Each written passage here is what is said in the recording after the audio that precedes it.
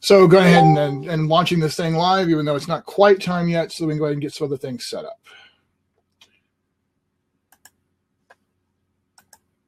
For example, I'm going to broadcast this straight to the P&PUE page.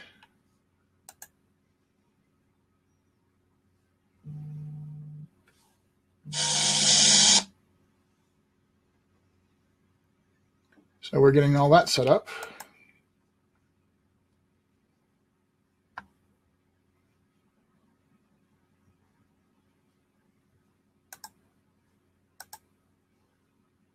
Oh, we can also put this on Evil Beagle. Cool. So we'll kick that out there. Cool.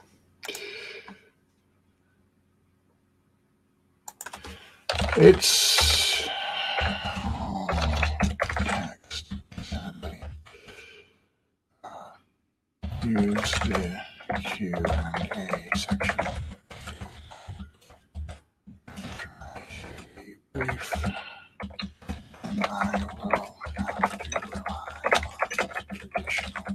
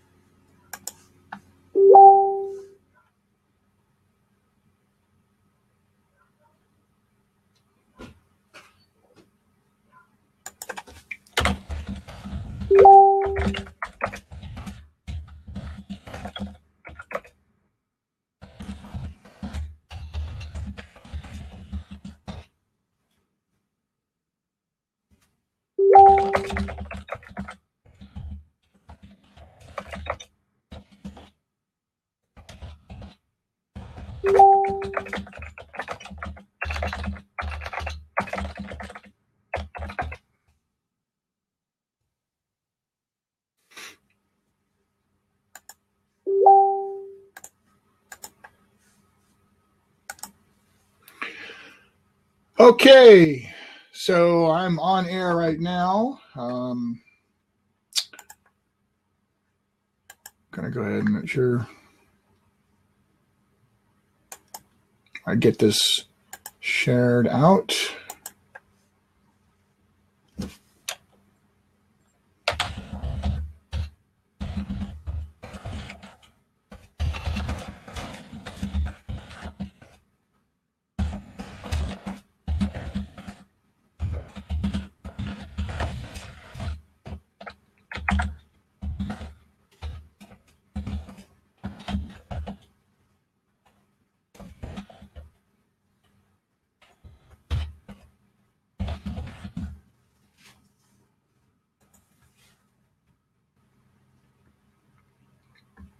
So sorry, it's being quiet, but that's just I'm doing setup stuff here. So if anybody watches this from the beginning, you'll see this kind of quiet. Sean's just ticking and tacking along and stuff like that, because officially this thing does not actually get off the ground until 6 a.m. or 6 p.m. Mountain Time. I just wanted to get things set up. So you're watching the pre-show, which is not much of a show, but it is pre. So there it is. I'm going to turn that fan on just because it's a little warm in here, actually. And it's actually a little warm for me, which is interesting because I tend to be cold. That used to be true.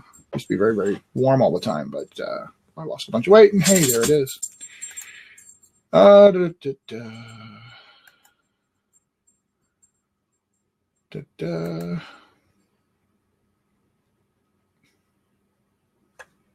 So I'm just checking some stuff here. Got a new comment from Jason Child saying he wanted to echo Marlon's comment that the Mystery Man tier is very welcomed. I was curious if it's possible to spend a little more and upgrade from standard to premium.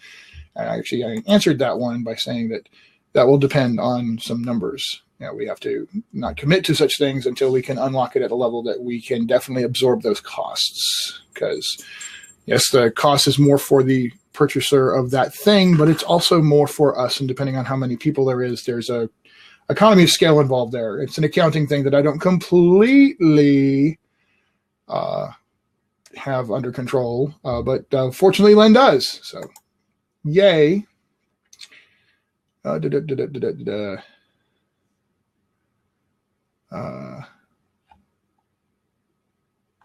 just gonna type that off for now. Okay, sorry.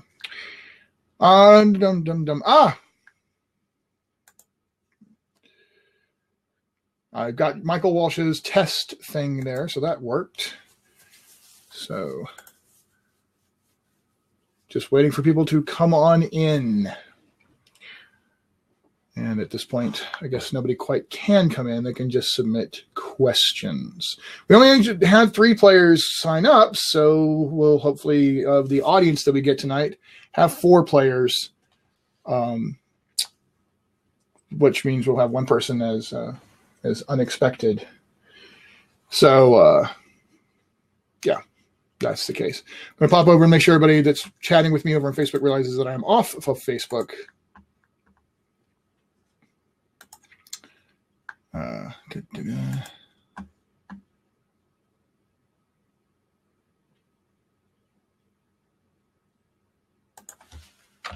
am already on and being off Facebook.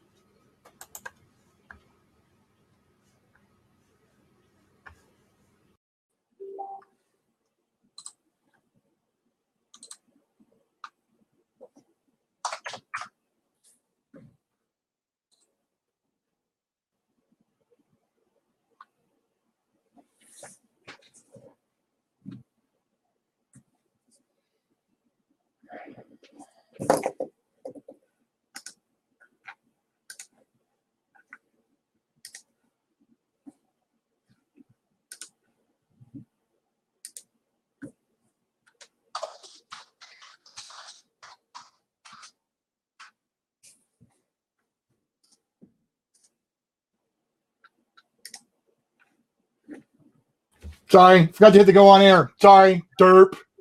Derp, derp, derp. Technology's hard. You hear me now? Can you hear me? Yeah. Perfect. I'm just waiting for you to say something.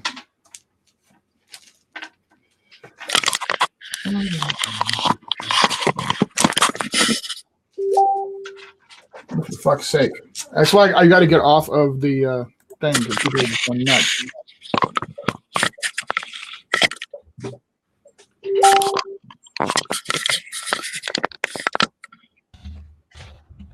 Does that look good? Hang on, answering questions over in a second.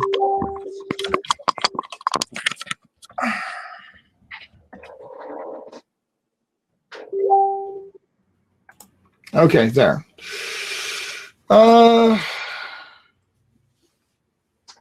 I do not. Oh, okay. So, there's lots of people there. So, folks, if you're already in, start. Say something in the chat so we know. One of the things I need to know is you didn't ask anything, Michael. So, all right, so there's people in here. So let me go ahead and lay some ground rules for everybody who's here. Do not use the Q&A thing unless you are one of the players for the demo game. Normally that is for people to do the to make sure they post an official question that then we share out. But for purposes of the demo game, we need to leave that open for the players to submit their moves while everybody else is chatting away in the chat. And that way we don't lose their this is what I want to do, or here's my dice roll effect amidst all the chat.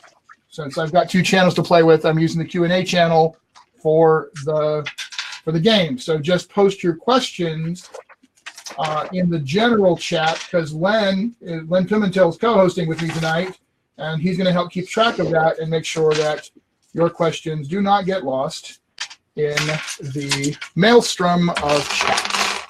So we have 3 players lined up tonight: David Scheinfeld, Michael Wash, and the person who's responsible for this happening tonight, because I did put up a bounty. I'm dropping dice on the floor because I'm a gamer and that's what we do. We put up a bounty during my last live chat on Facebook that said if we reach 12,000 a certain amount or a certain number of backers, that I would do this game. And here it is. We got there. I'm doing the game. So I need to know, is there anybody, let me look. Is there anybody who would like to play the 4th character in tonight's thing? Oh yes, there's a speaker floating around on your screen thing that you can tag that will let you actually hear what's going on. So there's that. So I have 3 people playing. The character of TK from the Quickstart rules is not currently claimed. Alabama and Vigilant and Citizen Soldier have all been claimed. So who would like to be our 4th player tonight? I will wait and see. Meanwhile, I would like to introduce, on my screen, he's over there. Come on, fingers, work with me. There we go. That's Len Pimentel, everybody, ladies and gentlemen. Leonard Pimentel, the creator of Prowls and Paragons, vice president of Legal Games, president of Lakeside Games, which is now kind of part of us, and my buddy, my brother, and I am the mastermind, the evil mastermind to my #1 henchman for the design of this current rule set. Glenn, say hi to the nice people. Hello, nice people. How are you? First and foremost, just want to say thank you, everybody, for showing up. For those back, thank you very, very much. For those who haven't yet, I hope that this video may make you change your mind or may make you decide to pledge more. I think my voice has made Sean run away. That's what it looks like from my perspective, because he appears to have vanished. So if that's the case, I'm going to take over, but I don't have a hat. I'm not sure if I can run this without a hat, because Sean always has a hat. So we're going to kind of figure it out. Hopefully he'll be back and he will still have his hat. Without that, I'm not sure if any of this is going to work. Okay. There we go. He's here, and we do have hats, so we should be good. I have no idea what. In any case, what I was saying was just, again, basically, thank you. Thank you, thank you, thank you. Thank you for watching. Thank you for participating. Thank you for pledging. And during this, after this, if you have any questions, let us know. That's about it. Take it away, Sean. Donnie, convince you to pledge more. Dude. Suppose we'll have to figure out how to do that. Although we'll tell you the one and only architect of the universe level is still waiting for somebody to snag that. So, you know, there is a thing like if somebody grabs it, we might examine giving another one, but we're not promising that. So it may be just a one and done.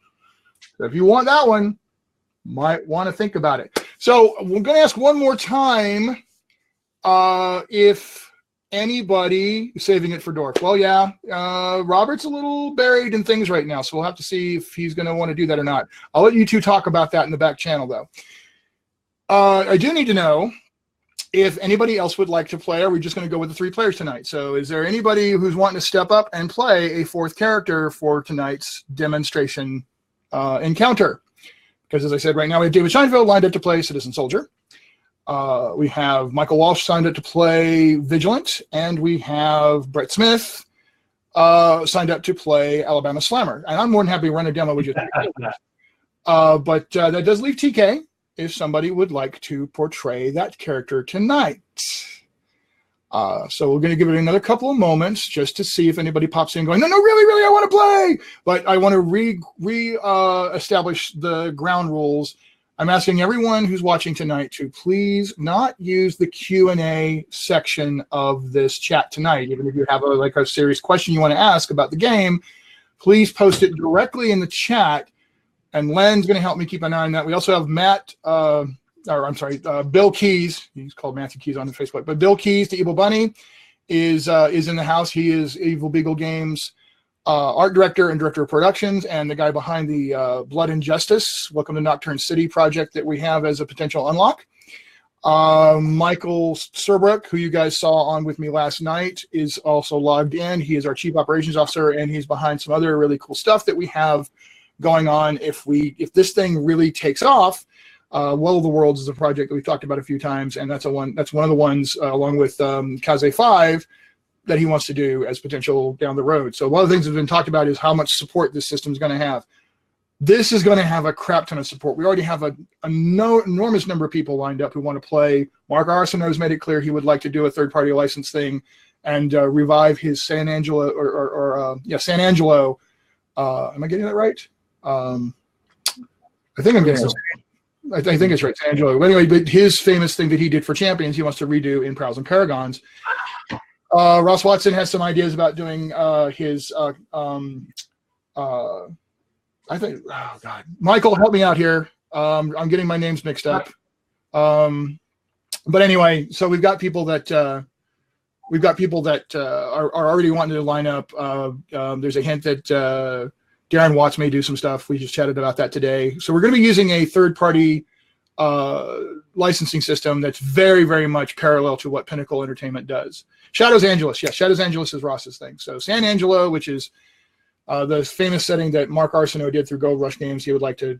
So anyway, what I'm trying to say is between ourselves and really cool third-party people who are friends of ours in this business, we have a crap ton of people ready and waiting and anxious to start rocking out with support for this. So this is, between the core rules and great support materials potentially for just the core rules and the Omniverse concept, we're all over it.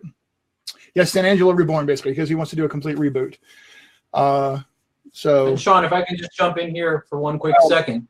Yes. I've had a couple of people mention to me that what they thought killed the original P&PUE, correctly, by the way, was lack of support. And at the end of the day, I was, one guy, and I do this in my spare time, and I have a family, and I just wasn't able to pump out stuff of any quality. And if it's not of quality, I'm not going to do it. So the game kind of stood on its own, but it didn't have support. So when Sean reached out to me and talked to me about the prospect of doing the second edition of this, one of the things that convinced me to do it was the fact that it wasn't going to be just me, so whatever we did was going to have support. So that's part of why we're doing this. Yeah, sorry. Keep talking, Len, because I realized that when I had to reboot real quick, the direct broadcast out to Facebook shut down, so I'm having to relaunch that real quick. Got it. So what should I want? I could tell jokes. We could get to the twerking, but I think we want to try to avoid that if at all possible. We're not doing twerking. All right. Just throwing that out there. Yeah, I guess that we make that a stretch goal. Or for that matter, we could maybe make me not working a stretch goal. It's much more likely to generate revenue. But in the meanwhile, if the folks here have had a chance to take a look at the Quickstart, or if they haven't and have any questions, go ahead and fire away while Sean is working his technical voodoo. Once again, necessarily he will succeed. He will do a great job of it because he has the hat. Notice here, no hat. So it's on Sean. What the hell? Oh, come on.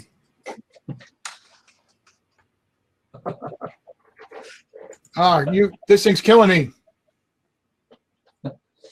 So here's the other interesting thing. I sort of keep moving side to side, and that reason, I know you're all dying, wondering. The reason I'm doing that is because for whatever reason on this particular system, my camera has me reversed. So I've got the situation where if I move right, I'm moving to the left, which I find very interesting because for those of you who've been paying a little bit of attention, there's something called the Mirrorverse in the Pinnacle City universe. And the Mirrorverse has doppelgangers. And that is one of the sort of implied subplots of the Pinnacle City universe. And in fact, let me sort of, while Sean is working on his technical voodoo, let me throw this out. The villains book, the second book, The Most Wanted, it's kind of like, for me, it's a monster manual. It's a bunch of villains, and then a bunch of other opponents and some organizations and some rules, even if you want to play villains. But it's also a setting book, but I want to be real specific about this for those of you listening here. It's not a setting book like, let me talk to you about every neighborhood in the city. Let me talk to you about what's here. And not everybody agrees with me on this, but my feeling is that settings come alive through characters. We care about settings because we care about the characters who we've seen move through those settings. We care about Middle-earth because we cared about the characters we saw walk through it. Same with Westeros, same with anywhere else. And so I feel the same way about my superhero setting that I prefer to imply. Sean's an expert at doing settings and making them come to life. That's not my bag. I'm not especially good at that. So what I prefer to do is to imply or suggest settings through characters. So if you look at the core book, especially the 15 heroes and villains that are there, and you then also look at the 48 villains, at least 48, depending on what else gets added through the Kickstarter process, and you look at their backgrounds, there are express and suggested and implied, almost like a little hidden plot. Not one plot, but a whole bunch of them going on underneath that I think is just kind of fun. Because you can dig it up, and you can then use it. It can inspire you in your own games. You can use sort of what's there or substitute your characters. Like one of the characters in the book, his sister's a villain, and it sort of lays a little roadmap for what you want to do in your own games without hitting you over the head with it. So I think it's kind of a fun setup, and I hope you guys will like it as well. Well, I don't know what's going on. Apparently, I'm trying to figure out why it's not working the way it did before. Oh, now it's telling me I need some sort of special streaming software. It didn't require this just a moment ago, but now it wants that. So forget it. We're not doing the live on Facebook. So now I have to go back to Facebook real quick and tell everybody I'm sorry it's not going to work. So I'll be right back in a second.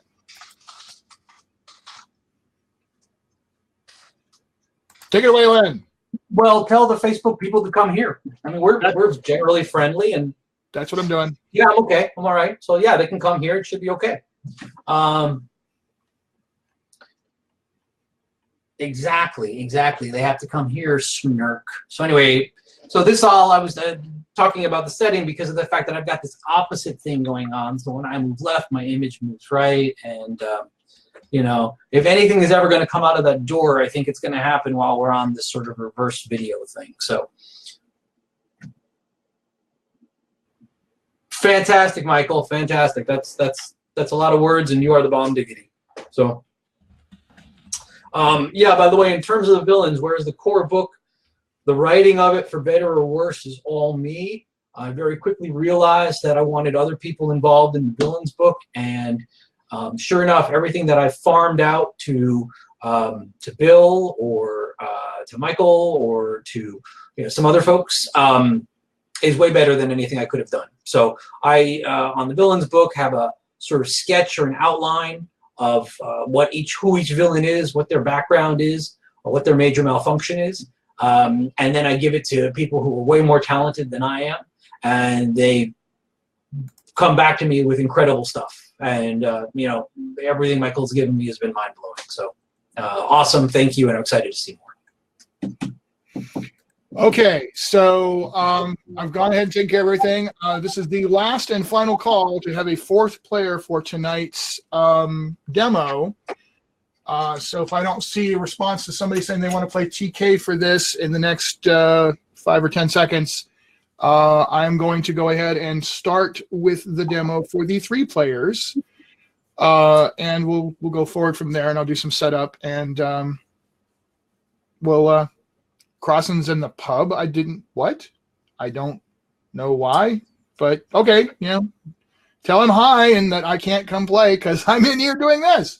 Scott Crossing, good friend of ours locally, who apparently, because tonight's normally our Evil Beagle movie club night, but I canceled that, and apparently he missed the canceling. So, oh well. All right. So, all right, Aldo. Sorry, we would have loved to have you play, but hey, that's more than fair. There's Michael. I don't know how to set that up. I'd have to cram him in here, and that's going to be. We're probably good with 3, bud. Yeah, that's what I'm thinking. Yeah. All right, so Mr. Serbrick, please stop posting questions to Messenger right now because it's actually distracting us from what we're doing here. So please turn your Facebook off and just pay attention here for now. Thanks. Because it makes noises and those noises are distracting. So stop it. All right. So I will be, as I'm doing things tonight, by the way, rolling these cool things. Now, we're hoping at some point to talk to a manufacturer about getting official sets of these done. This is on the table for cool stuff in the future. We're not doing it for the Kickstarter because we made the decision that we did not want to be responsible for delivering something we didn't have complete control over. That's a thing that does happen to the Kickstarters, and we just want to focus on the things that we can control. But afterwards, we're definitely going to be talking to people about getting some official dice available and that kind of thing. All right, so here's how this is going to work tonight. I'm going to be running the game for our 3 players. They're going to be using the Q&A section to specifically report their actions and their results of their die rolls. In between is we're waiting for people to provide their responses to what's going on. There'll be in between moments where Len can talk about some cool stuff. Y'all can ask some questions in the chat, especially if you have questions about what you just heard in terms of rules and stuff. And Len's going to be also kind of backing me up and making sure he's giving me the reality check on any rules. Because the fact of the matter is we've been playtesting this thing for 5 years. There's been a lot of changes, very, very good changes, but occasionally the Swiss cheese brains go back and go, wait, no, the rule worked that way. No, not anymore. Remember, we changed it to this, then we changed it back to that. But that's what playtest is, and that's what rules design is. But anyway, so he's going to have me covered on that. I just want to go ahead and set some expectations. This is not going to be a full game. This is going to be kind of a short version encounter. So I want to open up with the characters being able to play a little bit with their talents, a little bit of investigative kind of thing, but we're going to kind of it's going to be very light on that. Because we don't have face-to-face and we don't have voice-to-voice, unfortunately, the level of role play we can do is not going to be as high as we'd like, but this is the venue we have. So another thing that's important to note in the game, and those who were on the Facebook chat live just a little while ago with Gilbert, you saw how exciting that was. Unfortunately, it was hard for Gilbert to do a lot of role play. He was literally on his phone in a garage in Italy while he was playing, how cool is that? We could play the game with him on his phone in the garage in Italy while I'm here in Denver, telling him what's going on.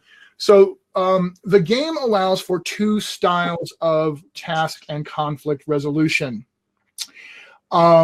There's the narrative approach, which is essentially the core approach and the intended approach of the game, where if you get a certain level of successes over the threshold or over whether the threshold's a static one or set by an opposition force, you have a certain level of control of the narrative. Like if you get 3 or more, I think it's 3 or more successes. No, 3 or more successes. You get 3 or more successes, you have full control of the narrative.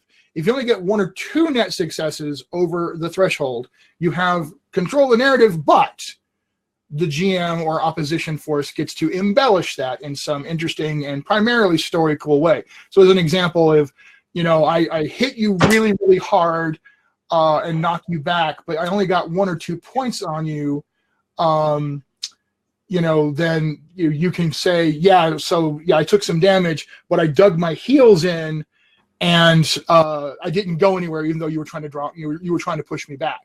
So that would be the embellishment. You took the damage, but you can say, yes, but, and I did something cool, like I held my ground and grit my teeth at you. On the opposite side of that, say I go to hit you to knock you, all the way up against the wall, but I miss, but I only miss by 1 or 2. You can say, I didn't take any damage, so you totally missed. But I can say, yes, but you ducked and rolled, and I still pushed you a little bit closer to that wall. So now, one thing I want to just volunteer here real quickly is that Sean's using the example of combat just because it's easy and something we as gamers can relate to immediately. But just keep in mind that he's using that just for the purpose of the example. In actuality, combat is the one place where the rules are a little bit more rigid, as maybe the wrong word, but a little bit more structured in terms of damage. And normally the 1 to 2 successes, 3 or more successes, providing you narration, full narrative control or narrative control with an embellishment, is normally done sort of in an outside of combat situation. Because combat has a little bit more rigidity in terms of like, I hit you for 3 successes, you take 3 damage, that kind of thing. But it's a perfect example, something we all relate to. Yeah, but the point is, Len, I mean, we use it all the time. We do the mechanics, but we also layer in a little bit of the narrative thing as well in the combat stuff. So again, this game lets you run the style of table you want to, and it supports it 100%. So if you want to do lots of narrative stuff out of combat, but you want to be kind of really focused on the crunch in combat, the game absolutely works perfectly in that vein. If you want that narrative element for as part of your combat actions, the game 100% supports that too. So that was the narrative element, though. Traditional results is more you roll the dice and the GM pretty much tells you what's going on. And tonight we're going to focus heavily on that because, again, we're kind of having the players invoke what they're doing, but they're having to type into the QA and to send it out, and then we're going to get results. And then I'm just going to use more of a traditional result approach to describing what's going on, whether it's a combat action or otherwise. All right. With that in mind, unless there is anybody got to like, oh, no, wait, don't start yet because I have a thing, I'm going to go ahead and get started. So what I need before we do anything else is I just need to check in here. David Scheinfeld, Michael Walsh, Brett Smith, can you each please type into the chat window that you are ready?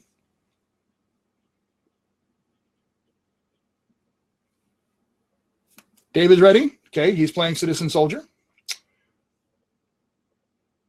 By the way, Sean, as we wait, this thing is totally coming through on Facebook. It is? You look dashing, by the way. I give up. I give up. Brett Smith is ready. Michael, we're waiting on you.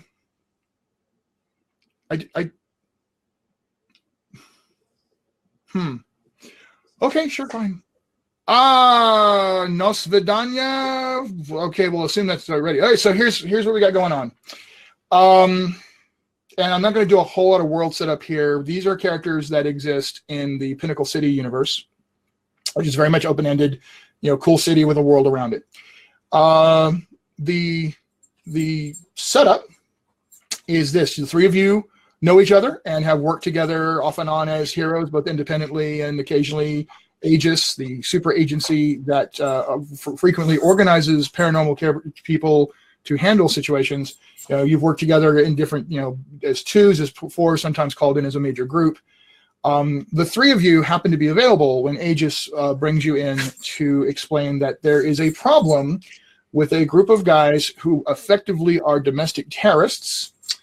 You've got a guy called the 2A Venger. Wait for it. The 2A Venger and his RTB Patriots. RTB stands for Right to Bear Patriots. They feel that paranormals, especially those that work with the government, or any government restrict their right to defend themselves and to determine their own destiny. And there is, in fact, an organization that strongly, they call themselves the Guard, and they strongly advocate humanity's right to set its own destiny outside of the control and influence of paranormals and government agencies that use paranormals to enforce their will. So these guys have themselves enhanced cybernetically and bionically, and they get like really cool high-tech armor and things like that. And they use tech and weaponry to kind of oppose what the paranormal world order is, what they call it. And so this group, the word is that the 2A Venger and his RTB Patriots have recruited a handful of well-known paranormal or technologically enhanced paranormal operatives. One is known to be a Skimmer, and Skimmer is one that Alabama Slammer is going to be worried about because Skimmer is a high-tech speedster. The other one that everyone's concerned about is Scorpius, and he has a large battle suit that does the whole scorpion tail thing and has a blaster attached to it.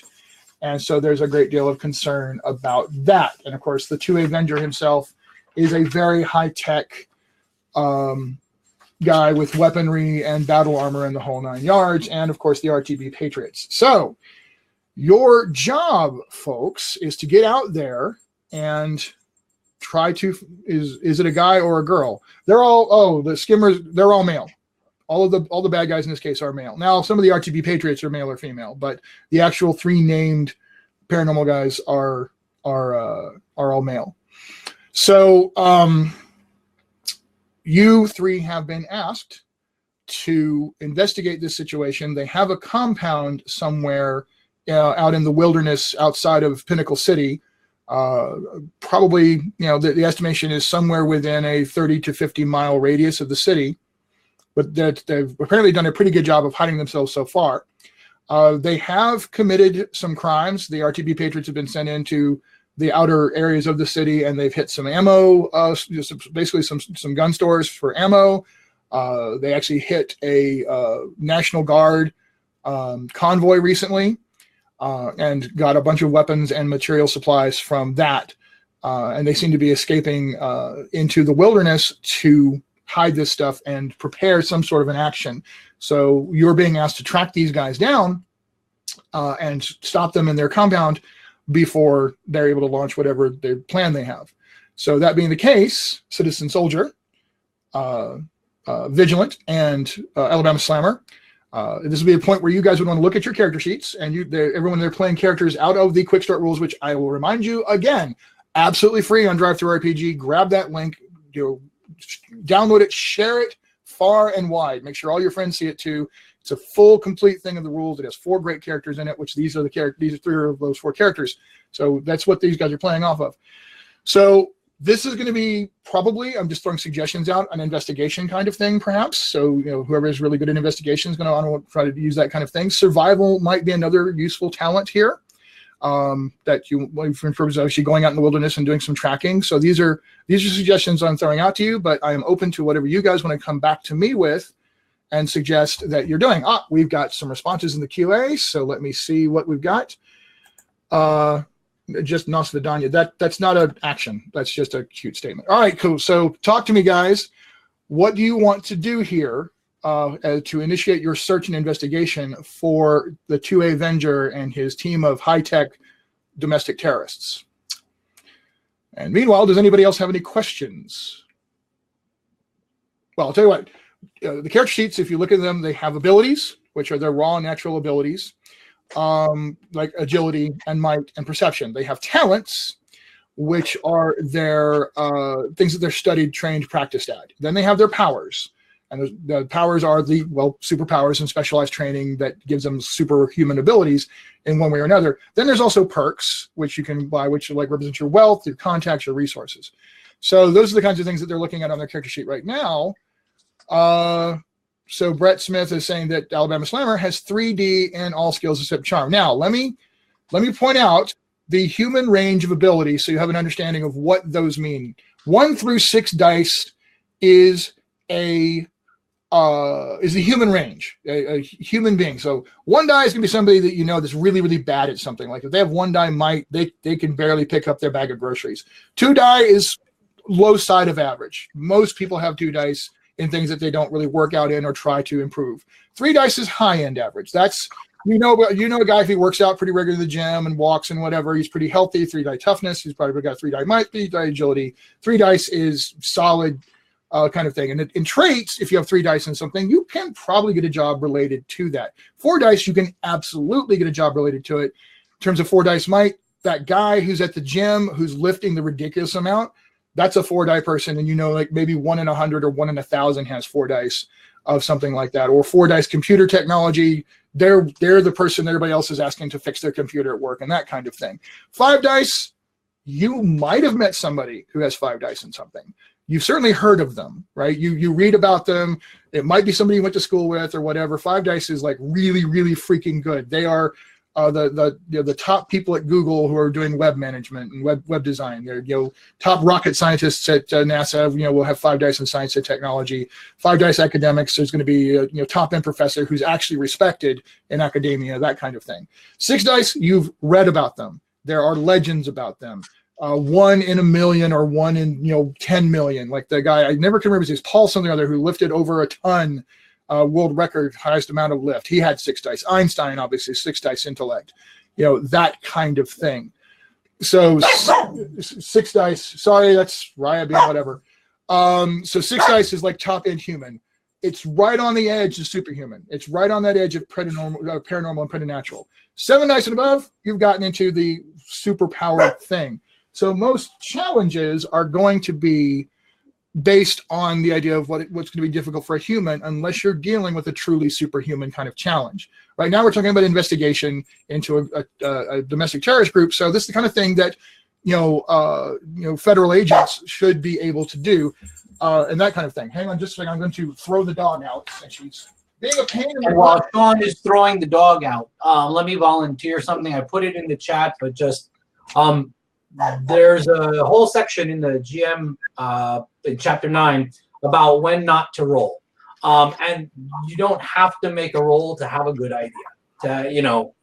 There's lots of times when just a good idea is a good idea, and if it makes sense, Sean may well, at a minimum, or any GM may well just make it successful because it's a good idea, or at least give you a bonus to the roll. So in this game, like I think in any role-playing game, everything from this to lasers and feelings, a good idea is a good idea. So just think about what you're going to do and do it.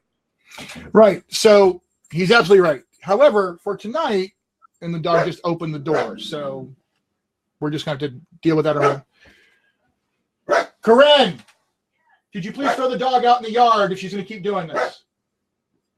Thank you. Okay, so dog not included. So tonight, because I want to show off the rules, he's absolutely right. There's the one not to roll, but tonight we're going to roll because I want people to see how this works. So first off, we have Michael Walsh as vigilant, saying he'd like to use a police scanner earpiece to audibly scout for location of the next strike. Investigation 6D. So he is an amazing investigator. He is Sherlock Holmes, Batman level kind of investigation skill. Some might argue they have like 7 or 8s, but he's really, really good. And he wants to spend a resolve for the equipment to do this. I could accept that. His character, it makes sense that they would have that kind of equipment. And he's talking about mundane gear anyway that should make sense for a character like that. So I'm not going to ask him to spend a resolve for that. That makes sense for the character of Vigilant. So he has that automatically. And we're looking at that 6 dice. Now, at the same time, David, who's playing Citizen Soldier, would like to use his contacts to start investigation for when they might surface. So the way I'm going to interpret that is that Citizen Soldier is assisting Vigilant in his investigation by bringing his contacts in and gathering up that information for his contacts to improve Vigilant's efforts. And then at this point, trying to show, well, it didn't come through. I don't know why it didn't come through, but Brett's character, Alabama Slammer, is like, I will take a run around the outskirts of the city, scoping out their compound. So what I'm going to do here is I'm going to ask, what is Alabama Slammer's perception ability, because this is going to be like literally physically looking at and searching things. So we're going to compare Alabama Slammer's perception ability to what level of investigation that Vigilance is using. So Brett, can you let me know what Alabama Slammer's, oh, no, it did come up. I just was in the wrong window to see it. So Brett, can you tell me, please, what is Alabama Slammer's, actually, you know what? I probably got the character right here. I do. Hey, Perception 6D. Sorry, I actually have it over here so I can look for myself. So her 6D is comparable to Vigilance 6D investigation. There's a thing about assisting that you have to be within a certain level of competency to be effectively useful to help somebody else's thing. So if somebody else were like a 2D investigation trying to help, you know, Batman in 7D, they wouldn't be anywhere in his ballpark. So they'd be more getting in the way than helping. So they really wouldn't add any dice. However, your 6D perception is in the same ballpark as his 6D investigation. And again, David came with a great idea about his contacts because perks are really great that way. So I'm going to call this a bonus of 2 dice from the assistance of both of those people and the effective things that they're doing. So at this time, I'm going to ask Michael as Vigilant to roll 8 dice for his investigation roll to see how well he does in finding the lair or activity, action, where the activity is for these guys. Now, as he's rolling, I'm going to establish a threshold for the action. Challenge rolls, if it's easy, you set a 0. So as long as they get at least 1 net success, they're going to succeed. Threshold of 1, they have to beat that. That's an average difficulty. 2 is hard. 3 is daunting. 4 is brutal, and so on and so forth. You start getting to some really superhuman levels there. Now, these guys are good, right? They're survivalists. They've been really good at avoiding and evading people's investigations up to now. I'm going to call this hard. This is a hard investigation, which has a threshold of 2, but you're rolling a lot of dice here. So we're going to see what you got. And let's see. Michael, so he's showing us that he rolled a 6, a 4, a 4, a 4, a 3, and a 1. That's a really, really good roll. So if anybody doesn't know, 6 is going to count for 2 success. Each of the 4s counts as a single success because evens count for 1 success each. 6s count double. The 3 and a 1 don't mean anything, but 6, 2, 3, 4, 5. So that's 5 successes that he got on that. All right, there was just a couple of things. Okay. I don't know what the bonus 6-1 is supposed to mean. Oh, the bonus. Okay, the bonus dice. All right. Nonetheless, okay. So bonus. Okay, I see what you did there. You said the bonus dice that they gave you. Nonetheless, so the point is, you blew the doors out of the water on the challenge. I made it a hard challenge, but that's 2. You got like 4 or 5 net successes on top of that. So massively successful. If we were in a normal narrative, everybody was on the narrative thing, I would have you then give a full description of how you basically dominated that challenge. And you would get to set the scene and describe the fullness of that experience at that time. Tonight we're using traditional results because the chat versus voice makes it a little complicated. So in this case, what I'm going to do is kind of cut to the chase and say, you got all over this between citizen soldiers, investigations, or his contacts, and getting all the information you could from all the different police agencies, the local park rangers, and everybody else that he could contact and interact with, who all have an incredible amount of respect for him. Citizen Soldier is very much a very strong, powerful, USA respected, kind of in the same vein as Captain America. He's very, very respected for his service and his loyalty and his general goodness. So they're all feeding information without any making you have to fight for it or whatever. And then with that, you're able to sort of point Alabama Slammer at the right area for her to do her quick flash by, running around and checking, which, because she has the ability to move so fast, she can do so in a way that's likely to evade most forms of detection. And because you guys got a really, really, really good roll, I'm not even allow for a chance for them to spot her when she comes looking. And then you take all the information that both of them provide and you pinpoint the location, and you find basically it is an old compound that was used decades ago for some wilderness training. It's long since been shut down by government cutbacks, but was kind of quietly acquired by a shell company and refurbished and turned into a survivalist training camp that has then got shut down and no longer in active service, and in fact is a secret base for these guys. So now you have a location to go in and deal with. So at this point, I would like to ask how you guys want to approach this mission. Do you want to try to sneak in? Do you want to just do the glory, run in, bash the doors open, and start taking them down? I need you guys to decide what you would like to do. Michael's asking in comment, since I have Scorpio as an enemy under flaws, if I react to that, would that earn a resolve point? I'm going to let Leonard take that one.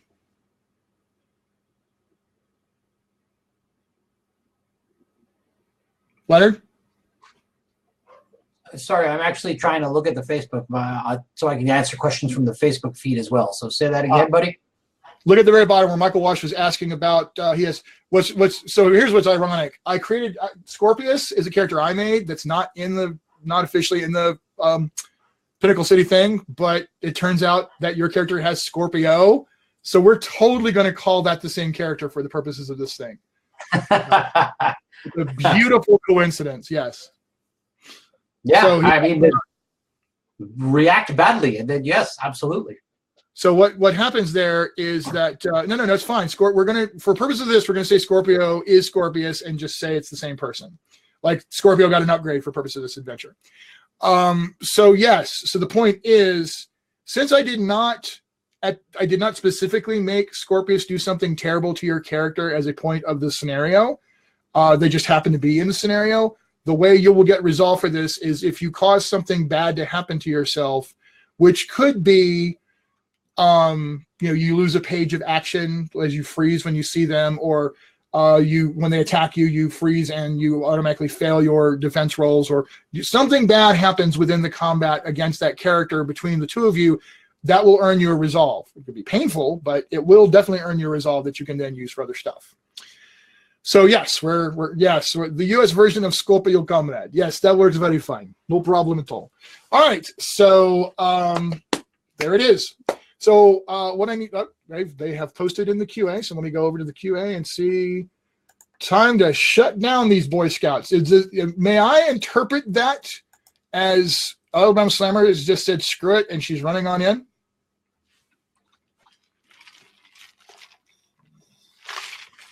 Hydration, very important.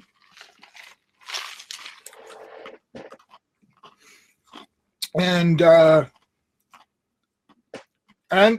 Citizen Soldier says going guns blazing. So I'm going to just assume we are doing the glory smash. Now, having said that, Vigilant, if you want to say you're going to let the two of them do that while you try to pull something a little more sneakish, we can do that. So when we get to your action, you can just say, I didn't go in with them through the front door. Quirk impulsive. You know what? Yes. So because this is a thing, you get a resolve for that. Because you're instead of even waiting to see if Vigilant might want to do something else, you're just jumping on in. So yes, take a bonus resolve for that, Brett, because you've invoked a flaw and you're doing something that's not particularly smart, but it is in keeping with your character. All right, so what we are going to deal with now is what we call basically initiative edge. We check out everyone's edge. Now there's two ways to use edge in this situation. One way is to just go with the static number, and it just is going to stay the same through. You use the edge number, and whoever has the highest edge number, they go first, and then we count it down from there. The other way to do it is if you like the idea of random, certain characters are going to roll stupid amounts of dice for this. You can actually take the entire edge value and roll it and count successes like you would for anything else, and that way you can end up with some more variability. Randomness to the initiative system. For campaign games, I will frequently split back and forth between. If it's not a particularly important battle, I will use static. If it's like a big, epic, important battle, I'll have everybody roll. At some point, somebody will go, that was a crap roll. I'm going to spend a resolve, so I can go ahead and jump the order and be on top. So it's a much more meaningful combination of random and tactical decisions at that point. But for tonight, we're going with static. So what I need to know is, what do we need to know? I can actually look. So Alabama Slammer has an edge of 36. Skimmer also has an edge of 36. However, because this is a heroic game, Alabama Slammer gets to go first. And then at that point, Skimmer will go, and then we'll figure it out who's going to go after that. So let's see what we've got over here. Yes, so that's Vigilant saying Lunatic and Untix, and goes around to the back. Of course he does. All right, and Edge 36. So yes, we've already established you get to go first there. So what is your opening move? As you're running in, I'm going to tell you, there are groups of the RTB Patriots. There's like an outer out in the field kind of compound. You've got groups of 5, like fire teams, basically 5-man fire teams. There are 5 of these 5-man fire teams that are the RTB Patriots. So basically 5 groups of minions. And these are threat level 4. Let me make sure, let me clarify myself on that. Yes, they're threat level 4. So if there's ever like 1 or 2 of them, because they're armed, they're going to have 6 dice for attack. If 3 to 5, they'll have 8 dice for attacks. You tell me, Vigilant, would you have attacked during the day, or would you have waited till nighttime? I will let you decide that. Night, of course. Well, night, of course, comrade. Yes, of course. Of course, all these guys have night vision goggles. So, and there's spotlights everywhere. So the place is lit up. Well, no, I take that back. It's not, because they're trying to hide. I figured myself on that one. So it's nighttime, so they don't have it up there. They've actually got what are called blackout lights. So very, very deep red that they use so they can see. It's pointed downward so that you can't see from above. These guys are pretty solid with their training and their background. Somebody knows what they're doing. But, so at this point, none of them are in a situation where they're going to suffer vision penalties. But, if there's a way for you to make use of it, it will certainly make it easier for sneaking around for a character like Vigilant. But we are back to we've got the guys outside, and then there's an inside main compound, which is probably where the bad guys are. I'm keeping it very simple for the purposes of the setup here, folks, because again, I don't have a map or anything. So here's what we got Alabama Summer doing. Going to run through them, causing them to get caught in their own crossfires. Okay, that's very, very cool. I like that. Now, there's actually a special maneuver called Lure, but in this case, I think we're just going to call it a special effect of a super speed attack, and that's perfectly fine. It's a nice, simple way to do this. How many fire teams do you want to try to affect? Because each group of minions counts as a single target. So I want to know how many of those targets you want to hit, because that will determine how many dice you're going to be able to throw at this. So I need you, Brett, to decide how many groups you want to try to tackle. Because there's multiple actions in this game, folks. You can go after a single target and do a single thing to that target, and you get all of your dice. If you try to do 2 things, whether it's to the same target or 2 different targets, then it's -2 dice to each of your actions. And if you try to do 3 things, it becomes -4 dice, and it just gets cumulatively more difficult from there. It's actually very similar to Savage Worlds in that respect. You want to go 2 of the 3. Actually, as I said, there's 5, but that's fine. If you're going after 2 of the 5 groups, so yeah, there it is, 2 of the 3. But actually, what I said, there's 5. They're spread out in like a pentacle kind of thing. But you're going after 2 targets, which is fine. So that means that you are going to use your super speed to hit 2 different targets. That means you're rolling 10 dice, because you're trying to hit 2 different things at the same time. So your super speed of 12, you're going to get 10 dice. So go ahead and roll for your first attack. The first group is going to roll 4 dice to try to defend themselves against you. And again, I'm counting evens, and 6s get to count double. So waiting to see what you tell me you've rolled there, Brett. While I go ahead and show the folks at home that I rolled usual Sean, Yeah, that's actually not bad for 4 dice, though. That's 3 successes on 4 dice. So actually, they did pretty good. But a bunch of heavily armed militia guys against Alabama Slammer, the odds were not really good in their favor. I'm waiting for that die roll there, Brett. And the whole world is watching. Well, 35 people are watching at least. Not counting all the people who are watching on Facebook. Up. We have a report, and it looks like so Vigilant, we're not to your action yet. You're going to have to hold on. So I'm going to hold that in reserve. We'll get to that when it comes your turn. I still need to get Brett's roll. So I'm waiting on Brett to tell me what he rolled. But let's check what Vigilance Edge is 18. I think he's going to actually go next. Citizen Soldier's Edge is 12. So he will go after that, and then the 2A Venger. Actually, Skimmer's going to go before any of you guys, and then it'll be Vigilant, then Citizen Soldier, and then the 2A Venger will go after that. So, did we lose Brett? I wonder if we lost Brett. Oh, there we go. Finally. 8. Oh my God. 8 successes. Brett rolled 8 successes against my 3. So, because he's a super speedster, using super speed, he would get double net successes. So he would actually take out 10, but there's only 5 in that group. So the first group doesn't even get a chance to raise their guns. They're like, what the? And and guns are flying everywhere, and people are flying everywhere. And at the same time, there's blasts coming from the other group of people who are like, what's going on over there? So as you're running through them, you're actually getting them caught up in each other's crossfire. So go ahead and roll again versus the other group of minions to see if they can do any better, or maybe you do worse. So I did worse. I got 2 successes that time.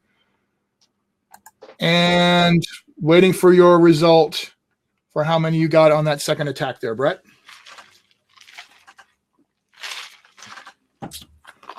So like I said, I got 2 successes. Guns are flying, bullets are flying everywhere. So there's also a thing called auto success. So at any time a player wants to just get through it, they don't have to roll the dice. Every 2 dice they have, rounding up, they can count as a free success. And just boom, just be done with it. So they can go with 10 dice, Brett could say, I'm just going to take 5 successes and be done with it. And that would be fine. All right, so 6 successes against my 4.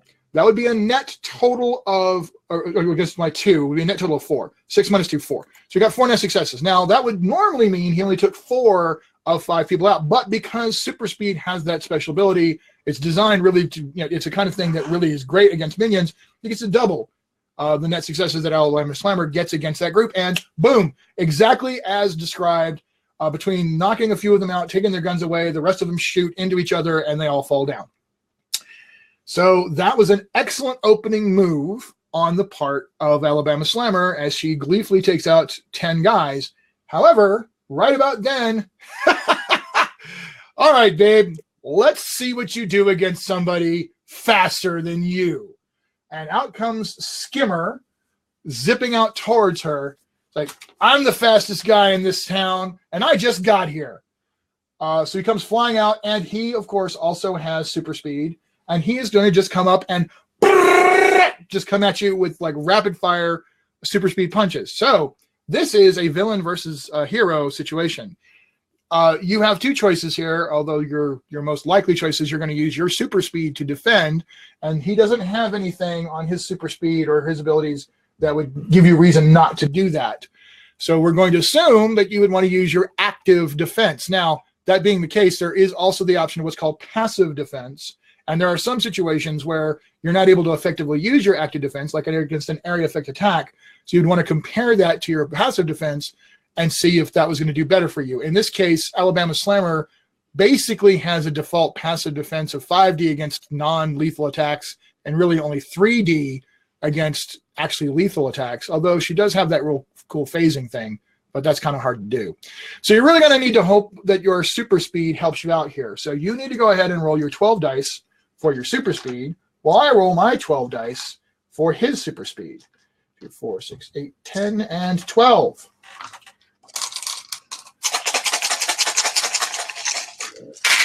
I love rolling like giant handfuls of dice. It's one of the things I love about this game.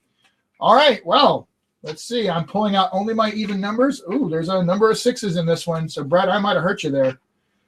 We shall see. Oh, I should also point out, since there are 3 players, I get 3 what are called adversity. Now, this is not a huge, major, high-rated conflict situation, so I'm not going to get like an encounter rating additional number of adversity. So I'm only going to have the 3 points of adversity, but I can spend adversity in very similar fashion to how other people spend resolve. Resolve can be spent to reroll. It can be spent to add additional dice, to try to change the conditions of the situation, to stunt, all kinds of stuff like that. And bad guys can use adversity in some similar ways, but they have a couple extra cool things as well. 9 successes Brett rolled. So let me show that to everybody. That Brett generated 9 successes. Now, I got 2, 4, 6. 7, 8, 9, 10, 11 successes from Skimmer. So Skimmer comes flying out and he's like barely touching the ground. He's like running across like this weird friction field that he creates with his tech. So I got 11, you got 9. That means that 2 points of health are going to get through on damage against Alabama Slammer, who has a health of 6. So you would literally mark off 2 points, and you would only have 4 left. Now, you do have the option, if you wanted to either re-roll, which I don't know you do, because that was a really good roll on 12 dice, or if you want to maybe spend some resolve, you have 3, well 4 now because I gave you 1, to try to get some extra successes out of that, or do you just want to go ahead and take the damage and move on? You know, you're not out, and as long as you're not out, you're still going on. And we already got people saying, "Gamble, baby, re-roll," you know, which, you know, I know players like Corinne who would just keep re-rolling even though whatever, because 6s, you know, 6s are special. 6s are going to give you those extra results. But I need to know if you want to spend anything or stand on that, Brett. So let me know pretty quickly there, please. By the way, Sean, that's Josh Hoad, our editor, our other editor and contributor of Villains. Josh, dude, thank you very much. I'm actually looking forward to picking up your series as soon as I get done with the other 2 series I'm in right now, because Len says they are amazing. So I'm looking forward to working with you on some stuff. All right, so let's see what we got there. Spend 2 resolve and laugh at him about hitting little old me. Well, you don't get to automatically do that. You spend the 2 resolve and roll 2 more dice. So that's how that works. So you spend the 2 resolve. That doesn't automatically negate. That just gives you 2 more dice to roll, and you got to hope that those dice come up. So go ahead and roll those 2 dice and see what they give you. Because there's not a 1-for-1 exchange there. It's still kind of random. So if you get 2 successes, you're fine. But if you don't, you're taking whatever damage you didn't bleed off with those resolve. By the way, there's not an absolute rule about this, but most GMs I know are like, you know, when you choose to spend, that's what you spend. So you can't spend 1 and then spend another and then spend another and spend another like that. You go ahead and just say, I'm going to spend 2 resolve, and then if it doesn't work, you move on. Otherwise, it kind of gets, you know, ridiculous. So Brett, what did you get on those 2? 2 6s. He got 2 6s on that. So in fact, what happens is he comes at you. You're like, whoa, this guy is incredibly fast. You got really, really kind of thrown off at it. So you trip and stumble a little bit, but then you get your feet back, and just in time, you manage to get just out of the way, and like his super speed fist comes like right past your nose. This is Eobard Thawne and Flash going at it. That's what this is. It's crazy. And the rest of you who are watching, you can't see it. It's just 2 blurs flying past each other. All right, so that was Skimmer on 36. Now my next one is 9, but you guys get to go first. Now we go back up to what Vigilant wanted to do. So we're finally pulled out. Michael Walsh had originally said Vigilant would like to reach into his utility belt and throw a few metal balls with knockout gas at one group. All right, well, I haven't had a chance to see. Do you actually have that kind of thing? Let me see. Super sense of swing line, martial arts, whatever. So I don't actually see a utility belt per se. So what I'm going to say is that is going to cost you a resolve to say that you have something like that, because it's not currently on the character specifically. But that's fine, because, oh, he has preparation. You have preparation. You have the preparation ability. I forgot the Batman ability. I'm just looking at it right now. So you can resolve to have the perfect mundane item, tool, weapon, whatever. So now, yes, for that, you will need to spend a resolve. No problem, preparation. Yes, exactly. So that being the case, you're going to have this cool thing. Now I'm going to call it, basically, we're just going to call it like a gas bomb that does like 6 dice in a small area. So you'll be able to target one of the groups with that. So go ahead and roll 6 dice and see how well. Oh wait, agility plus 3D. What? Stun attack. Oh. Agility plus 3 dice. It's a tear gas grenade. It's right there in the modern weapons. Yeah, he's got me. Len's got me on that one. Len gave me a reality check on that one. I'm thinking about an old rule again. So yes, so your agility is 9, although it's a mundane item, so only 6 dice will apply. So the maximum you can apply to mundane gear is 6. So you get your 6 dice out of your 9 agility plus the 3 dice. So you still get to roll 9 dice. So go ahead and roll 9 dice, and because these guys are 4 dice characters, I will simply just roll the 4 dice for them. So Vigilant is rolling 9 dice to effectively throw a gas grenade or stun pellets at these guys. And we're going to see what he gets. And remember, it's an area attack, so however many he takes out, it's doubled. Exactly that. Exactly that. Waiting on your roll there, Michael. So we got 6, a 6, a 5, a 2. So basically 2, 4, 5 results. I rolled 2 successes, and 5 versus 2 is 3. But as Len said, because it's an area effect attack against minions, it doubles. So all 5 guys in that fire team choke and fall over and have a nice nap. So if for those keeping count at home, 3 of the 5 groups of fire, the fire team, the RTB fire teams are out. This only leaves 10 guys, 2 groups of 5 left. So that would be that. Now we come to Citizen Soldier stepping up to the plate because he is next on the edge chart. David, what is Citizen Soldier doing?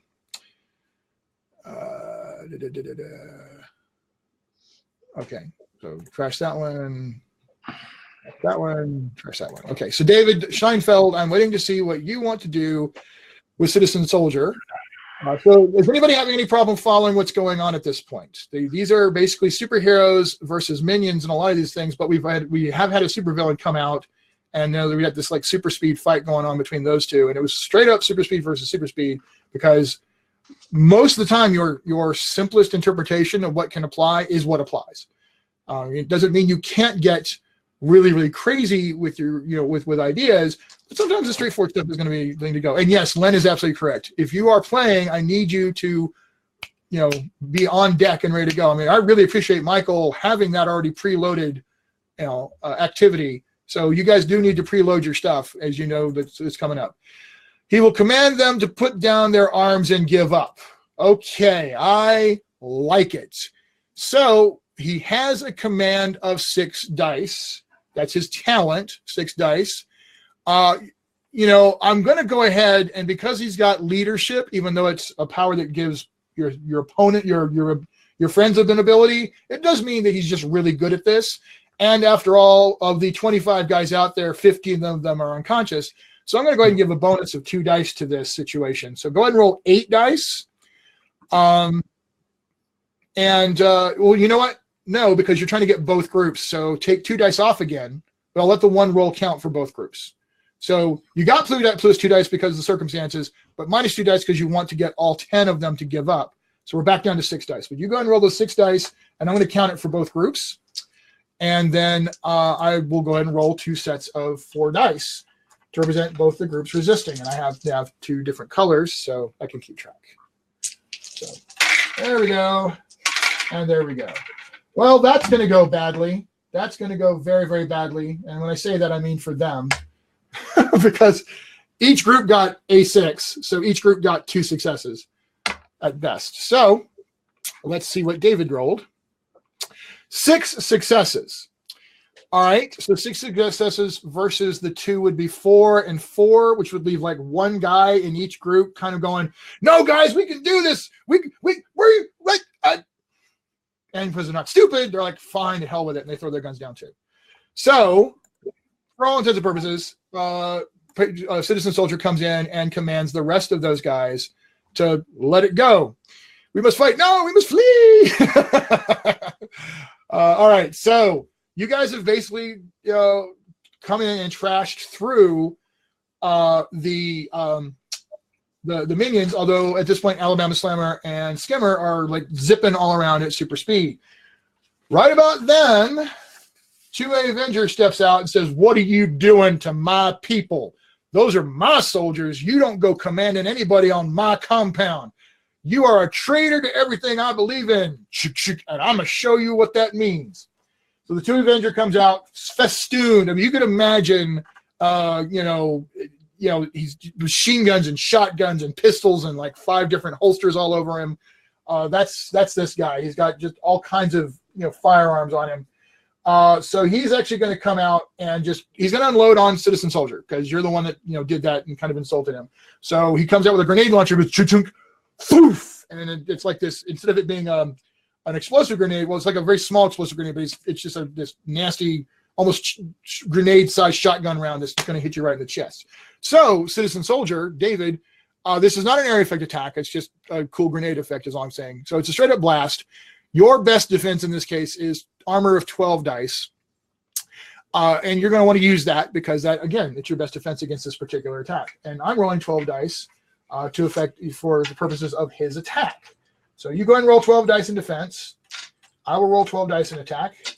We'll see whose dice hates who or loves who more.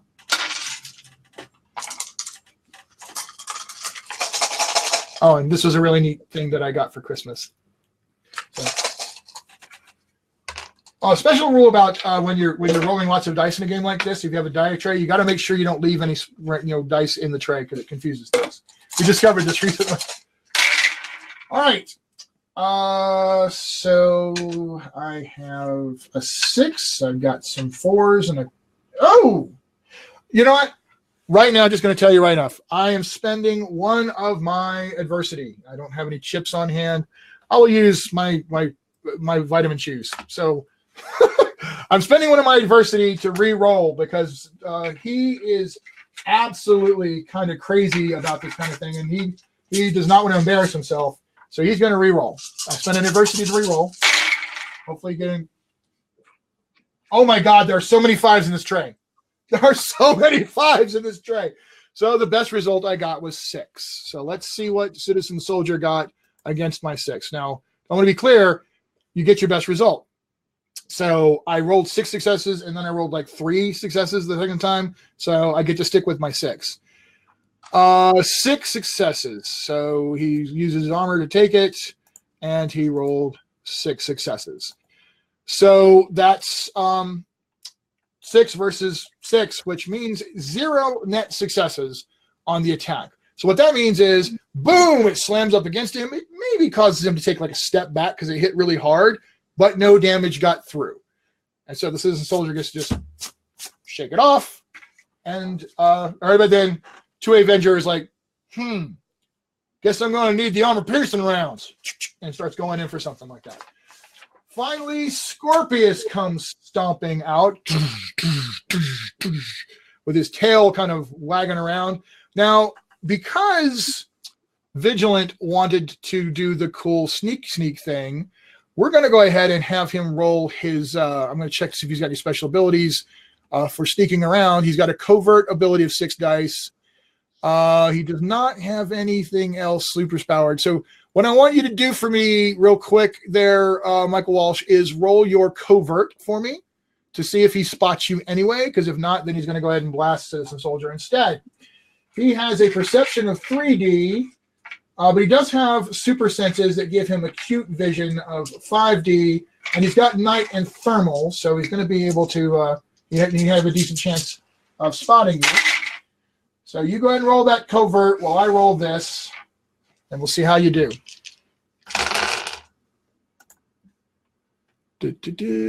Michael Walsh, that's you. I'm waiting on.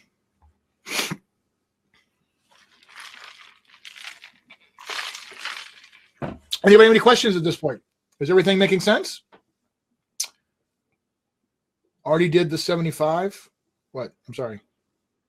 Oh, you guys talking about pledge levels. So does anybody have any questions about what they're seeing so far? Or is everything making sense? Just please bring your questions into the chat. We want to make sure everybody's.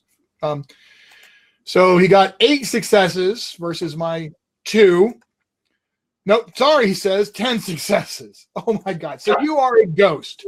You are gone. No one knows you're there. You drop those stun pellets and disappear. So unfortunately, Citizen Soldier, you being the most well-known and potentially dangerous one there, now there's no flick or flaw going in here, but you're just the most likely target for Scorpius. So his tail comes up over his head and kaboom! It's kind of sad though, because Scorpius would have loved to have seen and attacked his enemy, but his enemy is hiding. So you need to roll that armor again.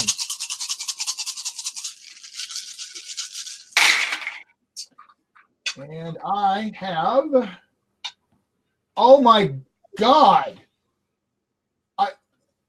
I wish you guys could. There is all 3s, 1s, and 5s in this tray. So people who've gamed with me before, and Len's one of them, he's been there. He's seen my dice do this to me. They absolutely betray me. So there goes my second adversity for the night as I re-roll trying to do something that's not totally embarrassing. So let's try that again. Take the average. I know how you roll. Take the average. No, but you want this. Yeah. Oh, 2, 4, 5, 6. I got 6 successes out of it, and that's only because I rolled 2 6s. So, David, looking to see. Oh, you got 4 successes on that one. I got 6 successes. So he actually does manage to blast you pretty hard, and you take a couple of points of damage. Now, Citizen Soldier has a health of 12, so I'm betting you're probably fine with going, ow, that hurt, and then showing him what for later. Let me know if you decide you would rather re-roll or spend resolve on that.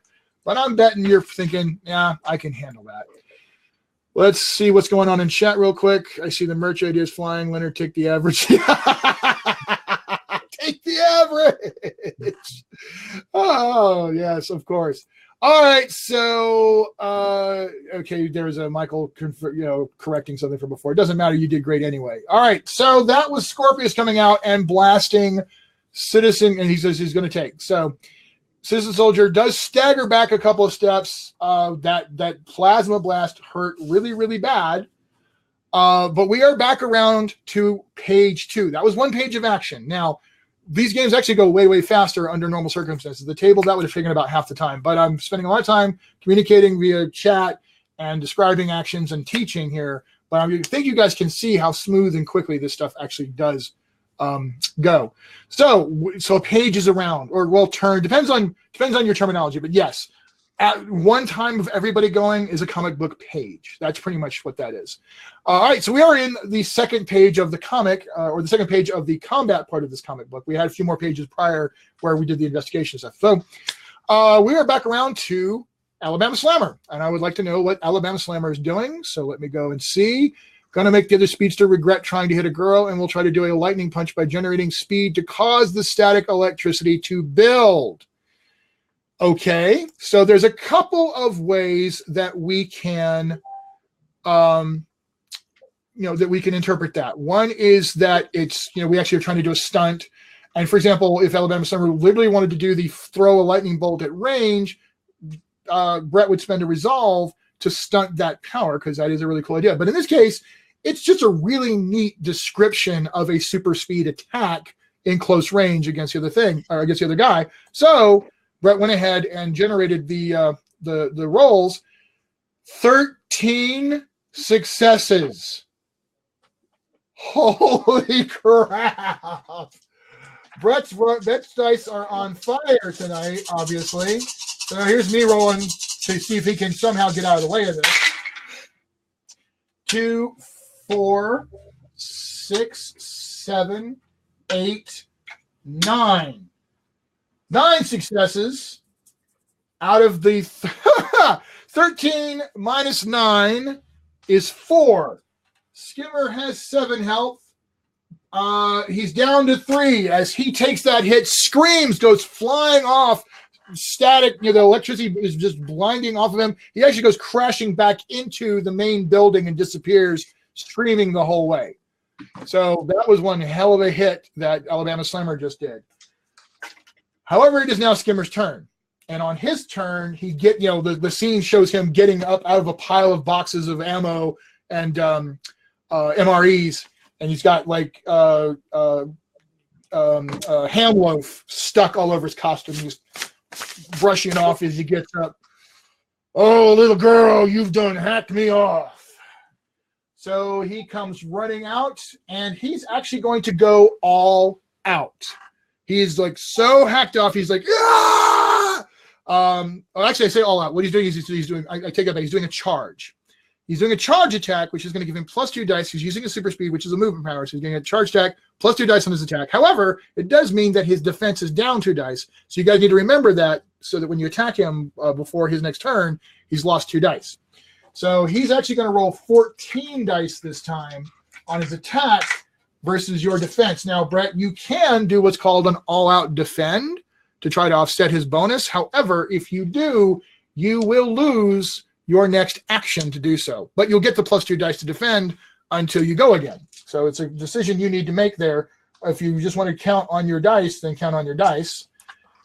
And I'm rolling 14 dice against you this time. So I'm checking the QA to see if there's anything going on over there. Come on, little man runs to deck AA. I'm not sure who AA is. David, you're going to need to be clear for me who AA is. There's Skimmer. There's 2A. Do you mean 2A Avenger? Oh, 2A. You want to get 2A Avenger. Got it. Okay. Well, we'll get to that in a minute. But this is Skimmer going. And I've got quite a few successes going on here. Not too bad. So 2, 4, 5, 6, 7, 8, 9, 10. I got 11. I got 11 successes. No, that's why I said Lady Darling was. That was from roleplay from before. I jumped ahead on that, and I apologize. But that was a cool thing she said after she decked him. But right now, Brett, I need to know what you're doing for your defense. You know how well you need to roll your defense. Her. I see. Well, it took me a second to actually parse that. So, Brett, we're looking for a defense roll from you. And I'm checking in. I see what Vigilant is going to be doing, and I see what 10 successes versus my 11. So that means you've taken another. Well, no, you didn't take any damage because you spent Resolve before. Now you've taken a point of damage. So you again have the same decision. I'm not going to stay and wait for you guys to decide. You need to go ahead and quickly make the decision if you're spending Resolve. Otherwise, I'm going to assume you're taking that point of damage. So he comes out, bam, and manages to catch you right there and really knock your bell. So it hurt because, he hit you and he did a point of damage. So actually, there it is. That was his result. All right, so that was Skimmer. So next up is Vigilant, and we've already got Vigilant saying that next turn would like to use Power's weakness detection on Skimmer to assist Alabama. Is this just analyzing turn, or is this an actual action against Skimmer? You take an action to do it, so you could do multiple action if you wanted. Now, here's the thing. I'm just going to go ahead and point this out. Weakness detection is very, very good against high passive defense characters. So Vigilant, you may want to change that because obviously Skimmer is not a high passive defense character, whereas Scorpius Scorpius really is a high passive defense character. 2A Venger is also a pretty high both 2A Venger and Scorpius are high passive defense characters. So weakness detection would actually be more effective against one of them. So if you want to go ahead and switch that over to somebody else, then you would have the option of doing that as an action. And then if you did attack somebody the same round, you'd be at -2 dice, but you'd be cutting their passive defenses in half. So we checked that already. So what I'm asking, Michael, is would you want to switch that over to a character that's going to be more effective on? Because your character would know that. Meanwhile, I see that Citizen Soldier, who will be going next, is going after 2A Venger. Change it to Scorpius. Okay, very good. So there is no roll. By taking the action, you are detecting the weakness on Scorpius's armor. So if you choose to attack Scorpius, he will only get to use half his ranks of armor to defend against you, or he'll have to default to an active defense. So now you guys are getting to see a situation where the decision between active and passive defense is a thing. Do you want to go ahead and make your attack now, or do you want to wait and well, you know what? Honestly, there's no harm in going and doing an attack now at -2 dice. You'll just, on your next action, you'll get full dice. So if I were you, I would go ahead and do it. So his armor is 12 dice, but because you did weakness detection on him, that becomes 6 dice. However, you do take -2 dice on your attack. I just remembered. Weakness detection is -2 dice if you want to get the half effect. So you're -2 dice on the attack, which means you'd actually be at 8 dice for this particular attack. But he would only have 6 dice armor to defend, and he has an agility of 4 dice, so he's not going to default to an active defense because his agility is crap and he doesn't have anything else. So you'd be rolling basically 8 dice versus his 6 dice to attack him this round. So do you want to go ahead and do that? Because he took an action to do the weakness detection, and it's -2 dice when you use weakness detection to try to penetrate somebody's armor. So that's a -4 dice total because of that if he attacks this round. But you may as well. There's no loss to doing so. If you had limited charges or something, maybe, but otherwise it's really no loss to do so. And I'm assuming that you're running up and using martial arts on him because, as I recall, that is your best attack ability. He's got 10 dice with his Eskrima sticks. Yes, 10 dice with the Eskrima sticks. So, so 10 dice. Yes. So that, yeah.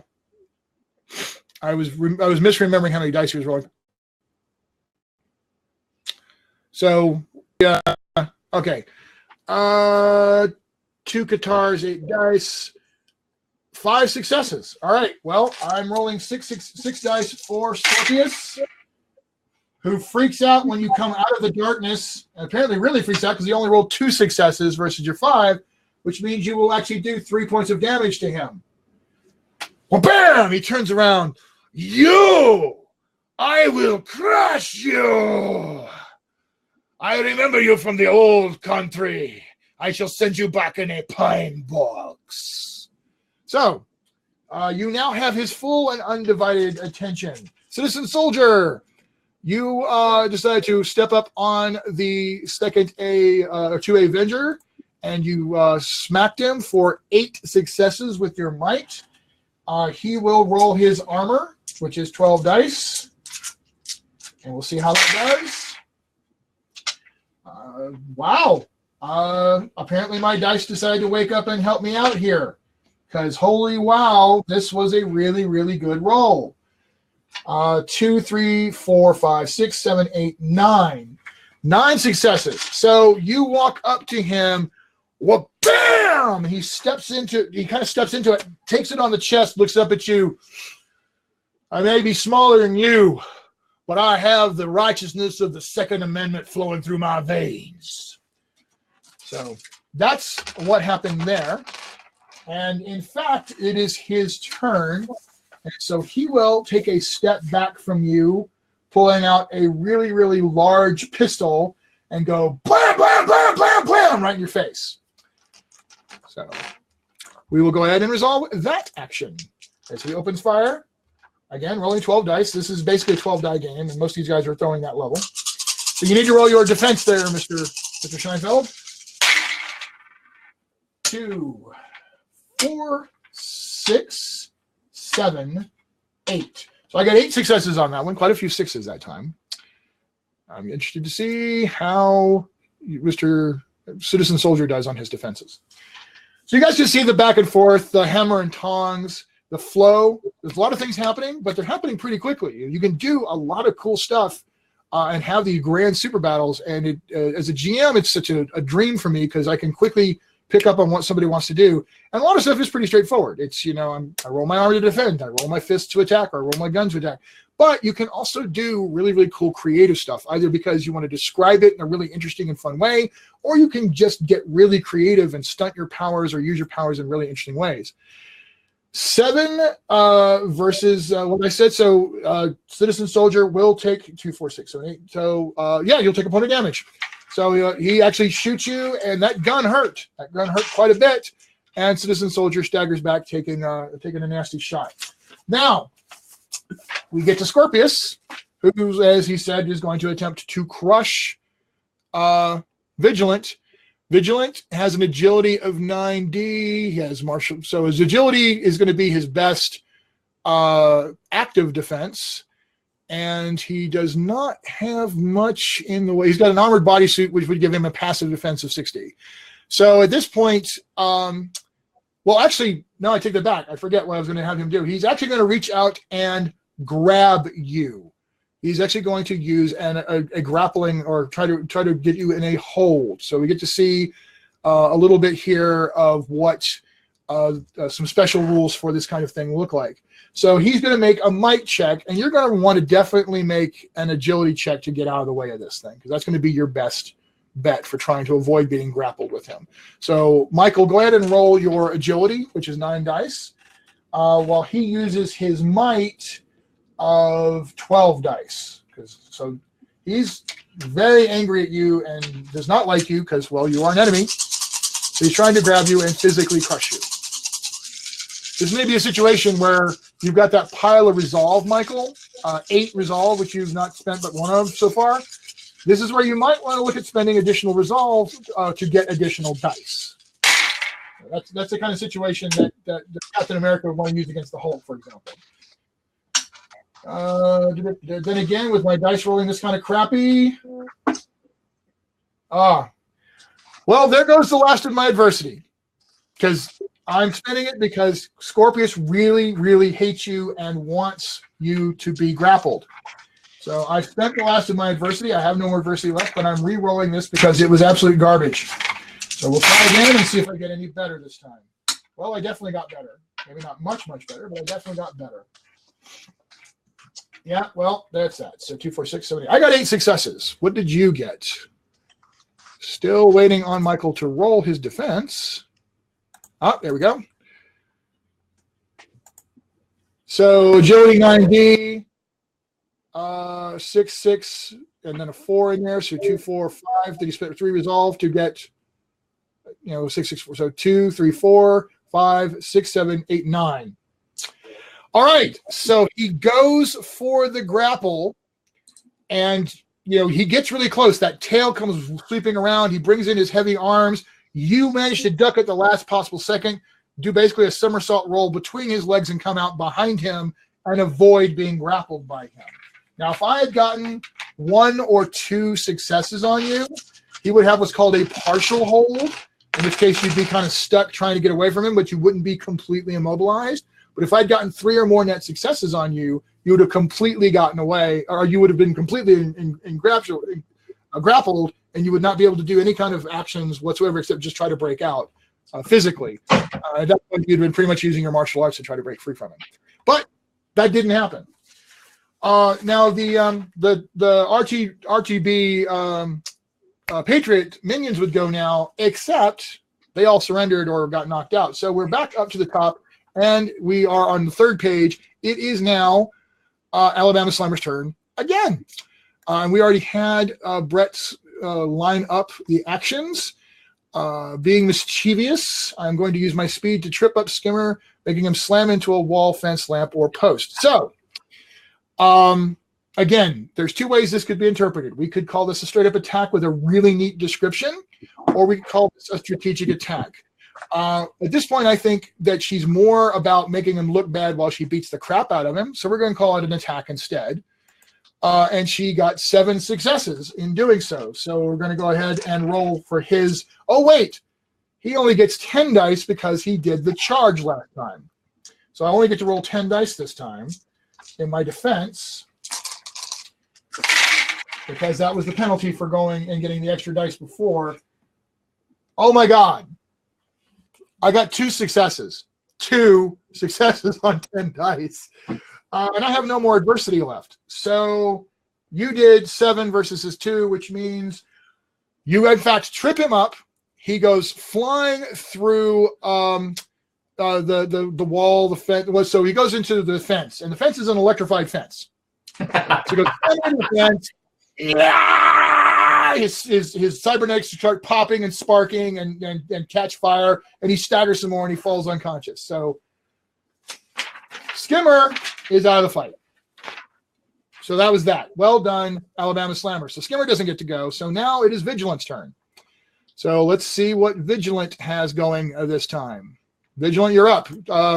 And Citizen Soldier, you are on deck. So that was really, really good and really painful for my bad guy. Oh, I wasn't paying attention to the chat. The +1 die for the neat description. I would have totally. Not relevant. They kicked his butt. Yeah, but it was a cool idea. So, by the way, Len, if because I'm paying attention to the QA side of things, just to make sure I don't miss things. So, if something like that pops up, go ahead and talk out loud. Make sure I don't miss it. But yeah, Slammer took him out anyway. And Brett's like that. I've run for Brett before. Brett's dangerous.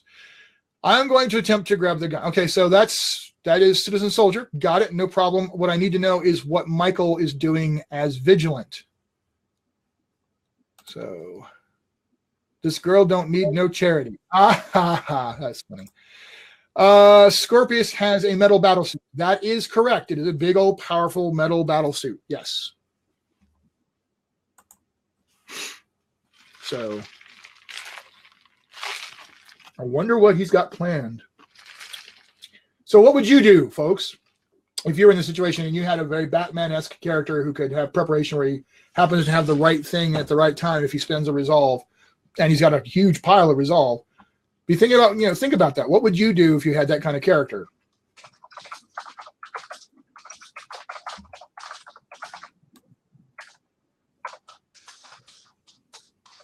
And David, since that's what you're going to try to do, I'd say go ahead and roll your might check for that. So you have that line, you have that keyed up.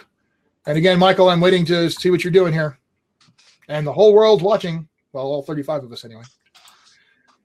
I would spend a resolve to ask you to tell me about this guy. What are his fears, his weaknesses? Well, and that would be a fair thing to ask. It'd be a very thing. I'm going to spend a resolve and throw out an electromagnet to try to have his arms stick together and then bend over and get stuck to his legs. If I spend more resolve, can it be more powerful? Well, that's exactly how that would be. What happens there is the additional resolve would be extra dice, is how that would work. So I like the concept. I'm going to basically give it the same dice I would give the stun grenade. You're going to get the 3. You're going to use your 6 dice agility. It's going to be a +3 dice effect essentially in this case. What we're going to call it in this case is a variation on an electromagnetic effect, which would actually more or less stun or incapacitate the target. So you're basically trying to incapacitate him. So you're going to get 9 dice for pulling out the cool electromagnetic gadget and trying to incapacitate him. Perfect way to do this. Not a problem. Straight up incapacitation to check based on this technology. If you want to spend an additional resolve, like he suggested, you might find out something that's useful. So you ask how many resolve that cost. Well, it's 1 for 1 if you just want extra damage or extra dice. So, for example, if you wanted to spend resolve to make sure you roll like 12 dice of effect, then you just spend 3 more resolve to make that 9 dice into 12 dice. If you want to spend a resolve like Len suggested, so that you figure out if he has any kind of a weakness you can exploit, then you spend a resolve for that as well. Again, you're sitting on a pile, and with the tide is turned. This might be the time to really go all in with some resolve spend, is what the GM is suggesting. When you think about Vigilant's character, that preparation power really is the Batman power, not so much his ability to pull something out at random, but the fact that he probably did research about the guy days or weeks ago. The first time this guy showed up on the radar, probably Vigilant, did research, pulled up files, pulled up whatever. So you can spend a point saying, I've read everything there is to know about this guy. Tell me about his battle suit. Does it have any weaknesses? Tell me about him. Is he afraid of anything? If I say the word sheep, will he pass out? Whatever the case may be. So that's when you think about preparation, it's a tricky power to put into the quick start, but it allows creative people to think about what that word means. This is somebody who is always prepared. You got to figure out how that would work into the fiction, but someone who does a lot of research, who always is ready for villains with different powers and that kind of thing, might give you some ideas as to what you might be able to do with a simple resolve. So, what are you saying, Michael? Looking for your next entry here. So, how many resolve you want to spend, and what do you want to spend them on, is what we're getting down to. With the idea that somebody in the chat already said, spend them if you got them, and then you can beat Batman once. Yeah, that is all too true. You can beat Batman once, but then he's going to know what to do. So, Michael, we are waiting on. Oh, there we go. I have 4 left. I'd like to spend 2 for 11 dice. I have a history with my brother, so I know his suit has weak points. So you can spend 2 to get +2 dice. Are you spending any more? Or are you you're gonna hold on to the other 2? If you don't say, I'm just gonna assume that you're just rolling the 11 dice, and we'll go on to that. So, assuming that's what you're doing, spending the 11 dice as what is effectively a stun effect, That means he gets to use either his toughness or an active defense to try to resist this. Well, actually, no, because this is more like an electromagnetic blast thing. No, you know what? Toughness still works because he's got a boosted toughness effect essentially from the suit. So we're just going to call it that. All right, so he did not spend anything else. He just wanted to do that. So, all right, we will. And I get, really? Really? So you got 7 successes versus my 4 successes. So here's a result. Here's what a special effect power looks like. So everybody, this is an interesting thing to know. There's damage, and then there's special effect. Special effect is I entangle you, I knock you out for, I stun you for a minute, I dazzle you, I turn you into a frog, I take your powers away, that kind of thing. Special effect powers, it's the exact same paradigm no matter what. And that's one of the things that I love so much about this game. Every 2 net successes round up counts as a page of effect. So you got 3 net successes, which means for 2 pages, the effect you described happens. His arm's pinned to his side, and all of a sudden he bends over way further than he should. He's screaming as his spine is being bent in ways it really, really should not be. The tail also slams down and smashes into his face. And there's that moment that's kind of like R2-D2 in the first Star Wars movie. Thud. And he just falls over like a trash can. And he's going to be like that for 2 pages. Now, there's nothing I can do because I've blew all my adversity. Now, when his next action comes around, he could try for a passive effect to get out of that, but I don't even think it's going to last that long. So that was a really, really good move, and he's currently just messed up. So going for the magnetic entangle, more or less, that's what we got going on there. All right, so the next person to go would be Citizen Soldier. David already suggested he was going through. I'm going to attempt to grab the gun. And he went in and rolled and got 7 successes. All right, so that's the 2A Venger who's trying to defend against that. He would either use an active defense, which would be evasion in this case, to try to get away from you, or he might use his martial arts to try to oppose you. He's going to use his martial arts to try to oppose this. We'll go ahead and roll his 10 dice of martial arts and see how well he does. To try to get his gun away from you. 2, 4, 6, 7. So he actually got 7 successes as well. So almost, just almost grabbed the gun, but he manages to yank it just out of the way. Close, but not quite. So that brings us to the 2A Venger, who basically, if it worked once, it might work again. However, actually, no. He's going to take this action to kind of step back and study you really hard and intently. And then he's going to go, blah, blah, blah, blah, blah, looking for a weak point. So he's got 12 dice, but he spent an action, drops it to 10. Using the weakness detection, drops it to 2 more. So he's rolling 8 dice. Not an action. Not an action. He's rolling 10 dice. I thought it was an action. No, sir.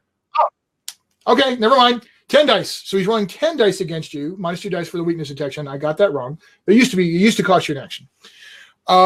So you either want to use your passive defense, which in this case is only 6 dice, because he's cutting it in half, or you want to use an active defense, which unfortunately is going to be the same thing, agility 6 dice, because I don't think you have any. Nope.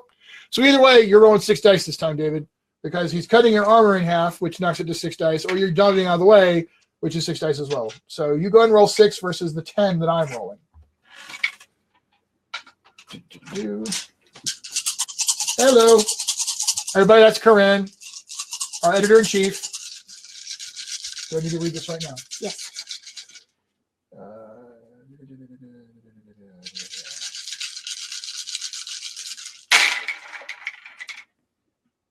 Well, I don't have to, actually. I don't have to. I completely missed, David. Don't even worry about it. You could auto success out of that. I rolled utter garbage on that one. So you managed to dodge out of the way. The bullets go flying wide. You are fine. At which point, by the way, the 2A Venger's like, that's enough. I've had enough of this. And he takes off running for the other side of the compound and vaults over the fence to run away, at which point Scorpius is like all pinned up going, I would like to surrender now if that would be being okay with the rest of you. So the 2 Avenger, and I'm invoking a little narrative thing here. I didn't have any adversity to spend, so I might say, okay, next game I'll give you all bonus resolve to make up for the fact that I didn't have any adversity to spend. But either way, I'm letting the 2 Avenger get away on this one because he's pretty much done. You pretty much effectively defeated Scorpius, and Skimmer's out, and all the other guys are out. So you guys absolutely come in. I know it was a tough fight, and you took some damage. You take down these guys and secure the base and disrupt 2 Avenger's plans. However, 2 Avenger will be back one day to get his revenge. So, well done. Nice job, guys. I hope you guys had a good time with that.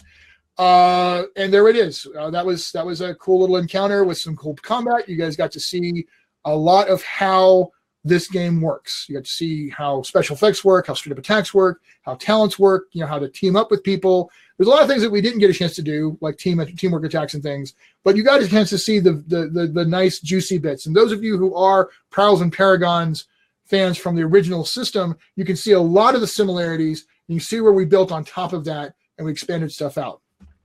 It being 7:40, we've gone a bit. We've actually gone an hour and 40 minutes. So I appreciate everyone's attention. I mean, we've maintained a very solid attention. People have been with us the whole time, which I really appreciate.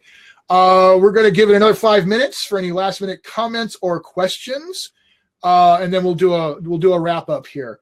So that's true. I hadn't taken my glasses off yet. We were not far from that. We were not far from the glasses off. Great job. Systems flow so smoothly. Leonard, great job designing. Sean, great job running. It's been an honor, gentlemen. Thank you, Michael. I appreciate that very, very kindly. Leonard is absolutely my favorite designer going. So, that was also really my mom's favorite designer. You're your mom's favorite designer too. Well, your mom's your mom. And that's the thing. So again, any questions about what happened? Does anybody have any confusions they would like to get settled up? Poor David. David Scheinfeld, thank you. I'm sorry that your dice mostly betrayed you, but hey, that was a really great move you did on getting rid of the rest of the minions. So total credit on that one. But yeah, your dice were not kind to you tonight, which again is what Resolve is for. Len, you got anything else that you want to put out there while we're waiting to see if there's any other questions? No, I don't think so. I mean, if anyone has any questions, if any questions come to mind afterwards, obviously feel free to hit us up on Facebook or to post a question on the Kickstarter page. If there's anything that didn't make sense or whatever the case may be, obviously. There's a lot more nuance to the game, but the core of what you saw, which is I roll, you roll, who rolled more. All right, that person won. If the winner is the attacker, you do some damage or you do a special effect. If the winner's a defender, the attack misses or bounces off. That core mechanism is really the dynamic of the whole game. And while the rules give you some specifics as to pros and cons, honestly, at the end of the day, if you were to forget everything, if one character has an advantage, you give them an extra die or two. And that's about it. And then you just roll those dice and compare successes. The rest is nuance. Yeah, and again, we got to see some real creativity. Like when Michael wanted to do a thing with a relatively mundane but prepared for gadget, it was very easy for me to adjudicate that as, here's what the effect of that's going to be. It's going to freeze him up. It's going to cause him basically a stun effect. Which causes him slight incapacitation, unable to move, whatever. It's really, really, it's mushy, but in the right way. It is really forgiving for the GM to go, yeah, straight up. It's this dice versus these dice, and you get this cool effect for a certain amount of time. And it really lets players go ahead. It really lets players go nuts with creativity while GMs feel empowered to reward that creativity and not feel like that they're just getting to push an I win button doing it. Someone asked a question about, do you ever use agility plus a talent? The answer is no, you never do. Every talent is a separate thing. Agility tends to be an uber stat in every game. So it's certainly useful in this one as well. But I'm hoping we've minimized its uber statness a little bit. by the fact that talents are separate and distinct. So that way you can have the character that's not too agile but is a tremendously good thief. Or you can have the characters that are extremely agile but can't necessarily pick locks or whatever the case may be. So agility is not the case. Occasionally, you're in the situation where you use like the worst of two talents, but that's super rare, and I'll be entirely honest, I don't even know if that's in the current iteration. So I don't generally use one talent. Sometimes you can just use the better of a couple of different talents. Like, for example, when Citizen Soldier is threatening the goons or telling the goons, hey, you guys should give up, he can use command. Or, you know, if Citizen Soldier is walking up, crumpling a tank into a ball of steel while he's saying, I think you guys should give up, I would absolutely let Citizen Soldier make a might roll for that social interaction. If you're crumpling a tank into a basketball while you're telling people to give up, I mean, it's a fairly strong argument for using might to make a command roll in that context. So that would be the only time you would do multiple traits, but you'd never add them together. So I hope that answers that question. There's another question about weakness detection. Yeah, so I had an answer for that one. Basically, I tried to point out that most of the time you just use your best defense. Whatever your best defense is, you just do it. No question asked. It's assuming you're dodging and moving out of the way, but maybe you get hit and whatever armor you have is going to get in the way. It's assumed you're doing all the things, but you always just use the best roll. However, there are some conditions under which passive defense is the better choice or active defense is the better choice. Where you have penetration, the penetrating pro, I should say, weakness detection, those are really the two key situations where, passive defense is not as effective. Using weakness detection, you'd use it against passive defense. It has no effect against active defense. However, area effect attacks are really good for dealing with somebody who is a high active defense thing. So in that situation, Michael, where you were thinking about Vigilant trying to help against Skimmer, you would have actually wanted to use like an area effect, like a grenade or stun bomb or something like that, because he's a high active defense character. So area effect is a really good action to take against active defense characters, whereas weakness detection or the penetrating pro are really good against passive defense characters. So that's the situation there. You want weakness detection against big tanks, against, a battlesuit guy or Hulk or whatever, who are not going to have as high on the active defense kind of thing. And you're going to want against Flash or something like that, you're going to be throwing grenades at him or, area effect blasts. Weakness detection will help you against Rhino. Area effects will help you against Spider-Man. Bang. Exactly that. All right, folks, we are past the 7:45 mark. So unless there is anything else, I'm going to do a quick, numbers check on our Kickstarter. And then I'm going to give last word to Len, and then we're going to call it. So we currently have $13,088 and 182 backers with 18 days to go. So we've done incredibly well. But if you guys are excited about this, you want to help us really get the momentum going on this. We want to bring way more people into this. So really, there's just no other way to do this. Each and every one of you needs to reach out to the gaming communities that you know, to the superhero fans that you know. If you're active on forums that we're not active on, if you're active in social media spaces that we're not active on, grab that link. Grab the link to the free rules as well. Use both of them. Make sure you go, here's the Kickstarter and here's a free set of rules so you can look at it before you get involved with the Kickstarter. Spread that stuff around for us, folks. I mean, I don't mean just spam, right? Nobody wants to feel like they're spamming, but just one good plug in some spaces that we're not reaching is going to help us get a lot more cool people watching. Also, if any of you know somebody who's got a podcast, a blog, or anything like that that you can put us in touch with so we can talk to them and get them excited about this, please, we'd love to get the hookup.